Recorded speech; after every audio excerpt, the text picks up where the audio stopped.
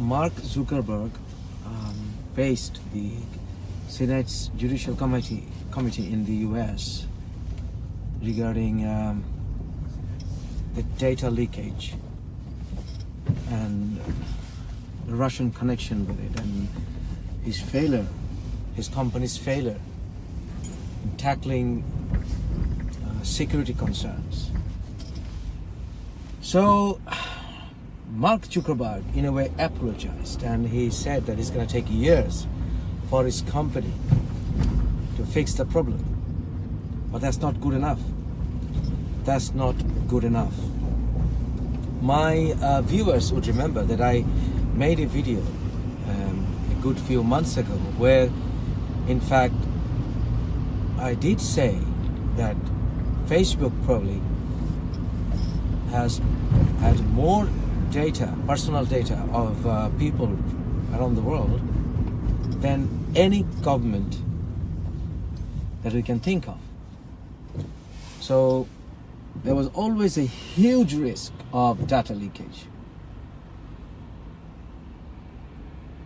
Mark Zuckerberg's Facebook destroyed our lives.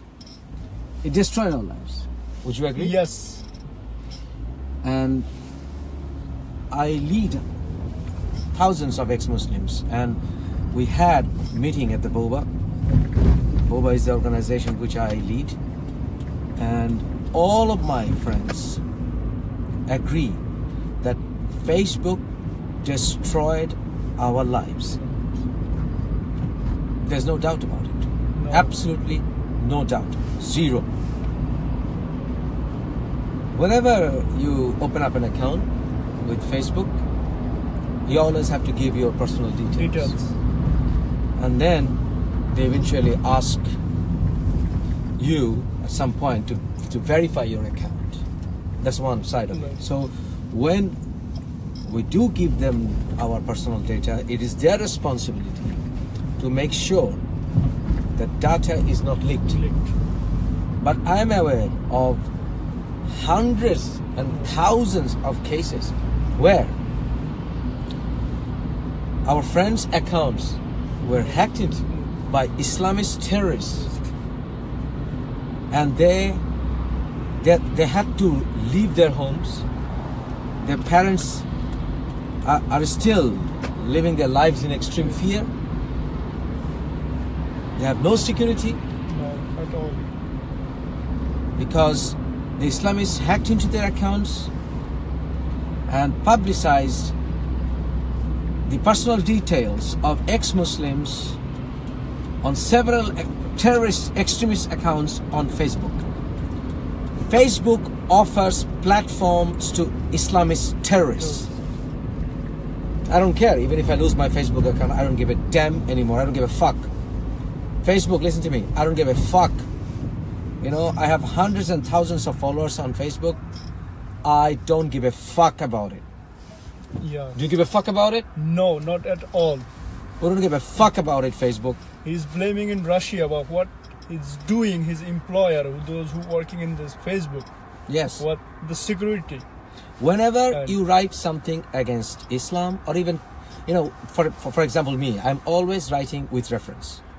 I'm always trying to do constructive criticism of all religions, especially Islam, but all religions. And you are all witness to that. Yes. I never wrote a single status or never did a single video unless I could back it up with references. Ex-Muslims' accounts get hacked into, their accounts get suspended, they can't post. Whenever you criticize something about Islam, your account is always suspended. Why? When it takes days or even months for Facebook to address complaints lodged by ex-Muslims. There are Islamist pages run on Facebook. And whenever we lodge complaint about those Islamist accounts, where we are systematically abused, systematically harassed, and they are grossly in violation of Facebook community, so-called community standards, Yes. and they always, those complaints always receive our, like automated attention system. And those, some of the videos even carry death threats, Right. and they're run there for months. Months.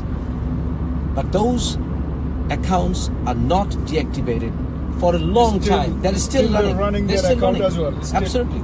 There are accounts which were created particularly to harass me, Yes. to instigate abuses, and sometimes to instigate possible harm against me. Yes. You will witness. You're witness to that, right? Yes, I have seen every day in the Exactly. Facebook, like Exactly. So there are pages dedicated particularly against me and Yes. people like me, ex-Muslims, Muslims with thousands of likes, and and their videos get hundreds and thousands of views and thousands of comments where they are calling for death that. for me Yes. and for people like me. Yes. What has Facebook done about it? Nothing. Fucking nothing. Nothing. We have He evidence. said apologize for just fucking No, nothing. we have How many seen. death is gone already. We have Okay. seen innumerable cases where Facebook came back against complaints about harassments, abuses, threats, systematic threats, and it came out saying it didn't go against their community standards. But Facebook has a responsibility, because whenever someone signs up, we also go through their community guidelines. So in their community guidelines, they say that they will make sure that we are not harassed, we are not abused, we have a freedom of speech, and those freedom. What sort of guideline is Facebook running by? I have law degrees. I am very much aware that I never broke any kind of law in my fucking life. But Facebook, whenever there are issues where, for example, a certain account uploaded a video or a picture where they're calling for my death or something like that of similar nature, whenever I would know, because I'm a licensed lawyer. I would know. For example, Bangladesh, I have a practicing license in Bangladesh as well. So I know that Bangladesh is probably one of the top countries where Facebook is used. using. Right? Yes. Probably the second or third. Unbelievable, but that's the fact. So they should have employees who are well trained to tackle harassments and abuses. They should be weighing according to the culture of that Bengali language. speaking people. You cannot really understand the abuses sometimes unless you know the culture. That's true. You know, Yes. and you should also know theology very well, or at least you should have basic idea, good idea about human rights, freedom of speech, and we know many of the moderators are those who lived most of their lives in countries where there's nothing as human rights. Right. There's no human rights in those countries. No, not at all. Serious violation of human rights. No. There are moderators who are working in India. Yeah. I'm sorry to say, my friend, I have great many friends in India. I love India because that part of the world I was born in. But still, there are serious racist people there, because yes. India is considered one of the most racist countries on the planet, where you have to have laws to protect the scheduled caste people. We all know that. No disrespect to my great friends of India. There are great friends. There are great secularists. No disrespect to them. But there is a possibility that their understanding of secularism is not the understanding of secularism that the world should move forward with. For example, the secularism in India says that mostly understood as respect all religions. Respect all religions, but it's not. Really. But in our Western perspective, we say you don't have to. Yes. We believe in respect people, love people. you don't have to love their ideology, but you still have to love them. Because otherwise, how do you discuss evil ideology? What is the policy? We need to love the people. You have to listen to them, right? Yes. So if, for example, there was a video yesterday, I don't know whether you watched it. An Islamist scholar in Bangladesh was doing this, what we call a lecture. Yes. And he was shouting that why do we have to give value to the so-called ideology where they say love thy enemy. We don't love our enemies. Yes, I have seen. You have seen that? I have seen that one. So he said, I said, I usually say hate the sin, not the sinner. Not the sinner, yes. But he was saying, why should we not hate the sinner? We will hate the sinner. We'll kill the sinner. Have you seen that? I seen that one. So, and this Western culture and Western people, that he said like this, and it's a stupid one. Yeah, exactly. Yes, that's what he was saying. So, my question to him would be, okay, so you're saying that because you have 1.8 billion Muslims behind you, but what about there is another cult which is born in the world, which is followed by say 100,000 people, extremely evil, right? Yes. How do you diffuse the tension? How do you stop the chain of evil cults coming and getting control of the society eventually? How do you stop it? You have to keep the door for discussion open. Yes. So that people do not get brainwashed behind the carpet or under the carpet or behind our eyes. So you need to keep that door open, because that's how extremists, people who run cults, that's what they do. They use words as well to brainwash you, to mesmerize you. Sometimes their leaders are charismatic. Yes. So the only way forward to make sure that such cults die out and do not take root is through dialogue. So we believe in that. So that to make sure it continues, you have to say, listen, I love you, but your view is wrong. It's wrong. Right? I should not fear to tell you what I think about your views. I shouldn't be afraid of. Right? Yes. But Islam doesn't allow that. No. Now you can't talk behind, or you can't talk against anything about Islam. Yes. Why? Yes. So Facebook has sort of adopted same kind of guideline when it comes to Islam. You can't say anything. On the other hand, Facebook has offered this kind of sort of immunity to Islamist extremists. There are pages run by Bangladeshi Islamist extremists. You know a few? Yes. They're doing videos from Qatar, from Saudi Arabia, from Malaysia. They're well-known Islamist extremists. Well-known. They have become well-known. The traitors. Little educated. On Facebook, I think Facebook should still, we have time, Facebook should find them, and whenever they threat us, Facebook against them, they should make any complaint, or they should call the police or something. They have this system of where if you get a death threat or something like that, you can lodge a complaint. They have a special dedicated link for that. But that link does not work most of the time. It doesn't work. Cyber law. We have the cyber law, but still more than 1,000 every day on the Facebook. The people in Bangladesh, even Saudi, Malaysia, the people staying there, every day they're threatening us. There is no community in the entire world who are more persecuted than ex-Muslims.